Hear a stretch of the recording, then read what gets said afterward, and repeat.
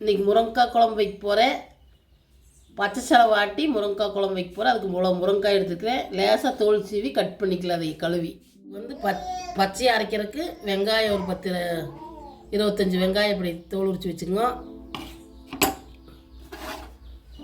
1.5 spoon கொத்தமல்லி தூள், கொத்தமல்லி வேணாலும் போட்டுக்கலாம் நீங்கள். நான் கொத்தமல்லி தூள் போட்டுக்கிறேன்.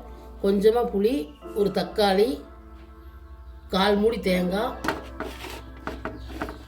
4-5 பல் பூண்டு, 3 வரமிளகா, கொஞ்சம் கருவேப்பிலை, ஒரு 4-5 மிளகு, 1/4 ஸ்பூன் சோம்பு, 1 ஸ்பூன் ஜீரகம், 1/4 ஸ்பூன் கசகசா, ஒரு சின்ன பட்டை, இதெல்லாம் போட்டு அரைச்சிக்கலாம். முதல்ல இந்த மிளகாய் இதெல்லாம் போட்டு அரைச்சிட்டு ஒரு வெங்காயத்தை தேங்காயெல்லாம் போட்டு அரைச்சிக்கலாம்.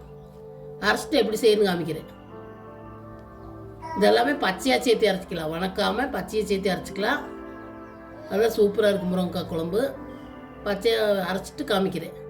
பார்த்திங்கன்னா லேசாக தோல் சீவி காய் கட் பண்ணியாச்சு. தாளிக்கிறதுக்கு ஒரு 2 சின்ன வெங்காயம், கொஞ்சம் கருவேப்பிலை நீ தாளிச்சிக்கலாம்.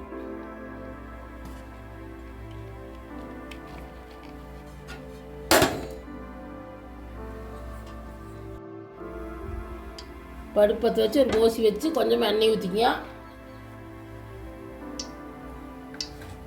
நீங்கள் நல்லெண்ணெய் தான் ஊற்றிக்கிங்க, நான் கடலெண்ணெய் ஊற்றிக்கிறேன்.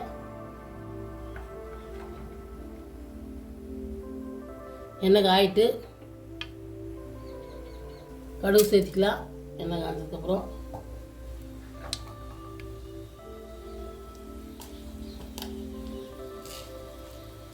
கடல் பருப்பு சேர்த்துக்கலாம்.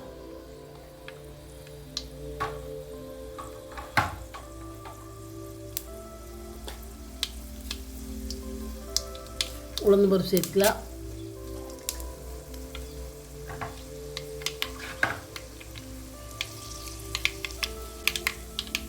வெங்காயம் சேர்த்துக்கலாம்.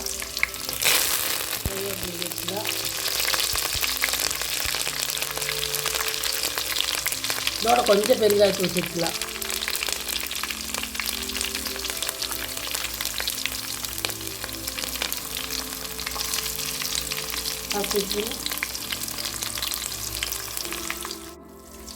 இதோட மஞ்சத்தூள் ஒரு ஸ்பூன் போட்டு அரைச்சிக்கோங்க. சொல்கிறக்கு மறந்துட்டேன். ஊற்றிக்கலாம்.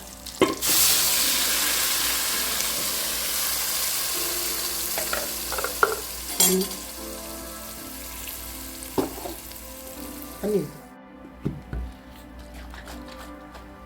தேவையான அளவு மிக்ஸி கழுவி தண்ணி ஊற்றிங்க.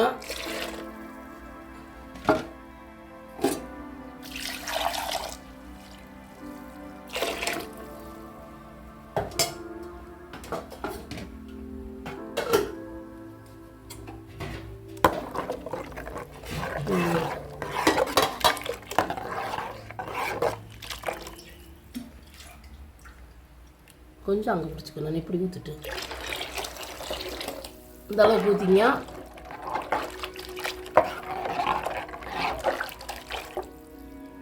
உப்பு சேர்த்துக்கலாம்.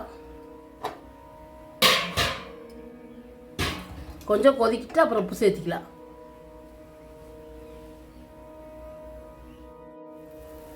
பச்சை வாசனை கொஞ்ச நேரம் கொதிக்க விட்டுக்குங்க. ஒரு 2-3 நிமிஷம். நீ முருங்கைக்காய் சேர்த்துக்கலாம்.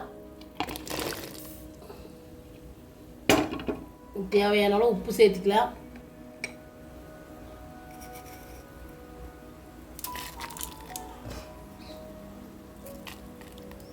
உப்பு சேர்த்து காய் வேக வர கொதிக்கிட்டு மூடி வச்சிடலாம். மூடி போட்டு பார்த்தீங்கன்னா குழம்பு ரெடி ஆயிடுச்சு. பச்சை செலவு ஆட்டி வச்ச முருங்கைக்காய் குழம்பு நல்லா ருசியாக டேஸ்ட்டாக இருக்குது. நீங்களும் உங்கள் வீட்டில் செஞ்சு பாருங்கள். ஒரு நாளைக்கு இப்படி பச்சையாக போட்டு ஆட்டி செஞ்சு பார்த்துட்டு வீடியோ பிடிச்சிருந்தா இந்த குழம்பு பார்த்தீங்கன்னா இட்லி, தோசை, சாப்பாடு எல்லாமே சாப்பிட்லாம். நீங்களும் செஞ்சு பாருங்க. செஞ்சு பார்த்துட்டு வீடியோ பிடிச்சிருந்தா லைக் பண்ணுங்கள், ஷேர் பண்ணுங்கள், சப்ஸ்கிரைப் பண்ணுங்கள்.